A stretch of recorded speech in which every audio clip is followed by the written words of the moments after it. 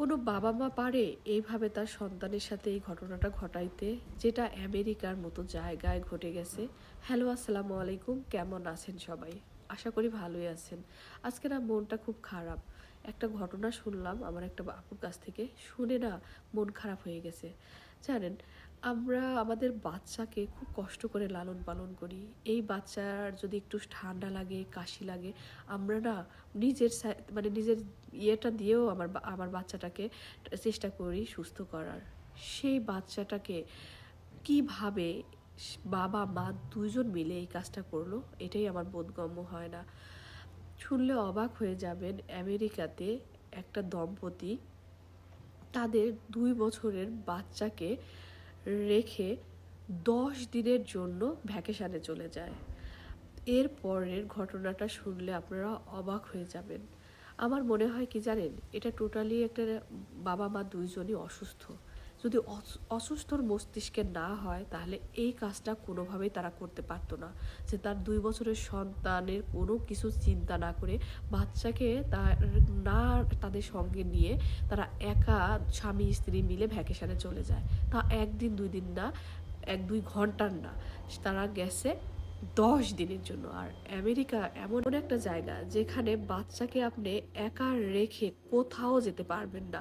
যদি বাচ্চা কান্নাকাটি করে এবং যদি আপনার নেইবার পুলিশকে কল করে, তাহলে আপনার এই বাচ্চাটাকে কিন্তু কখনোই পাবেন না। এবং এইটা নিয়ে অনেক কাহিনী করবে তারা, যে কেন আপনি একা বাচ্চা রেখে আপনি বাহিরে গেছেন। আর সেইখানে তারা 10 দিন বাচ্চাটাকে রেখে ভ্যাকেশনে চলে গেছে। বাচ্চাটা 2 বছরের বাচ্চা। সো এই বাচ্চাটা 3 দিন পরে মারা যায়। বাচ্চাটার জন্য আমার খুব বেশি খারাপ লাগতেছে যে আহারে কতই না কষ্ট করছে 3 দিনে বাচ্চাটা। হয়তোবা খাবারের জন্য, হয়তোবা পানির জন্য, হয়তোবা অন্য কোনো কিছুর জন্য কতই না করছে। আর বাবা মা তারা দুইজনই 10 দিনের জন্য ভ্যাকেশনে চলে যায়। 3 দিন পরে পুলিশ এসে বাচ্চাটার মৃতদেহ পায়। এবং ওই বাবা মার শাস্তি কি হয়েছে জানেন? তাদের সারা জীবনের জন্য জেল হয়ে গেছে। ওনারা আর কোনো দিনও বের হতে পারবে না। আপনার কি মনে হয়, একটা সুস্থ বাবা মা কি এই কাজটা করতে পারে তার সন্তানের সাথে? আমার বিশ্বাস না। কখনোই একটা বাবা মা তার সন্তানের সাথে এই কাজটা করতে পারে না যদি সে সুস্থ মস্তিষ্কে থাকে। হয়তোবা তারা ডিপ্রেশনে ছিল, এমনটাই ডিপ্রেশনে ছিল যে তারা তার সন্তানটাকে সহ্য করতে পারতো না। তাই তারা তাদের সন্তানটাকে একা রেখে একটা বাড়িতে এইভাবে চলে যায়। না হলে সুস্থ মস্তিষ্কের কোনো বাবা মা এই কাজটা করতে পারবে না। আমি হলে তো কোনোদিনও পারবো না। আমার সন্তান আমার জীবনের একটা অংশ, তাকে আমি রেখে 1 সেকেন্ডের জন্য সরতে পারি না। সেখানে 10 দিনের জন্য ভ্যাকেশনে যাব, এটা তো পসিবলই না। তো পুলিশ যে কাজটা করছে আমি খুব বেশি খুশি হয়েছি। যে সন্তানটার প্রতি তার একটু হলো না, তার ভ্যাকেশনে যেতে হলো। বাট সেই বাবার কোন ধরনের বাবা মা যে এই কাজটা করলো?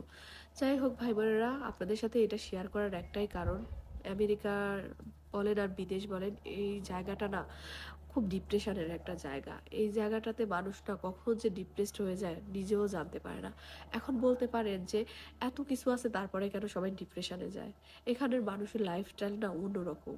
চাইলেও না কেউ আপনার সাথে এসে 10টা মিনিট গল্প করবে না ফিরি ফিরি। আবার হচ্ছে চাইলেও আপনি গিয়ে তার বাসায় বসতে পারবেন না। অনুমতি নিয়ে তারপরে যেতে পারবেন, এবং অনুমতি নিয়েই আপনি সবকিছু করতে পারবেন। মানে সে যদি অনুমতি দেয় আপনি তার বাসায় যাইতে পারবেন। এবং রাস্তাঘাটেও কেউ আমাদের বাংলাদেশের মতো চায়ের দোকান নাই যে সবাই মিলে আড্ডা দিবে। সবাই মিলে যখন আড্ডা দেয় একটা টাইমেই দেয়, সেটা হচ্ছে শনিবার বা রবিবার। তা কোথায়? এই মলে, বা মনে করেন যে গেট টুগেদার একদিনের জন্য, কয়েক ঘন্টার জন্যই হয় শনি রবিবারে। সবসময় তো সবার সাথে সবার চোখাচোখি ভালো লাগা ভালোবাসার কথাগুলো বলতে পারে না, যার জন্য না মানুষ বেশি ডিপ্রেশনে চলে যায়। তো এই ডিপ্রেশন থেকেই হয়তোবা এই বাবা মা এই ঘটনাটা ঘটাইছে। যাই হোক, খারাপ লাগলো তাই আপনাদের সাথে একটুখানি শেয়ার করলাম। ভালো থাকবেন সবাই, সুস্থ থাকবেন, আমার জন্য দোয়া করবেন। ভালো থাকবেন, আল্লাহ হাফেজ। আর ভিডিওটা ভালো লাগলে অবশ্যই লাইক কমেন্ট করবেন। আর এই ধরনের কাজ আপনারাও করবেন না। সন্তানকে রেখে কোথাও যাবেন না। সন্তান হচ্ছে আমাদের কলিজার টুকরা।